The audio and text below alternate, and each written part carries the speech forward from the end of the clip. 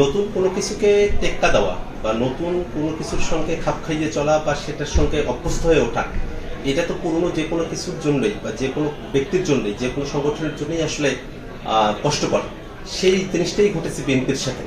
তারা হয়তো মনে করছে যে তরুণরা এমন কিছু একটা নিয়ে আসবে যে জিনিসটাতে বাংলাদেশের মানুষ তরুণদের প্রতি ঝুঁকে পড়বে, এবং এই ঝুঁকে পড়াটা তাদের দীর্ঘদিন ধরে ক্ষমতার বাইরে থাকবার যে জায়গাটি আছে সেটাকে আরো দীর্ঘতর করতে পারে কিনা সে আশঙ্কা হয়তো তাদের মধ্যে থাকতে পারে।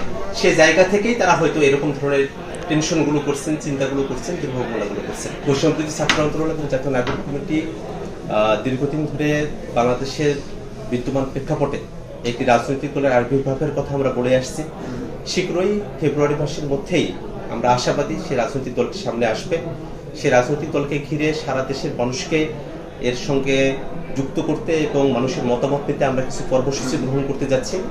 সেগুলোর মধ্য দিয়েই আসলে রাজনৈতিক দলের যে আবির্ভাব সেটা ত্বরান্বিত হবে বলে আমরা আশা রাখছি। সেই সময় কি নাগরিক কমিটি কি থাকবে নাকি ভেঙে যাবে, কি মনে হয়? জাতীয় নাগরিক কমিটি একটি প্রেশার গ্রুপ হিসেবে এবং সিভিল সোসাইটির প্রতিনিধি হিসেবে তার যে কার্যপরিধি, সে কার্যপরিধিতে জাতীয় নাগরিক কমিটি অটল থাকবে।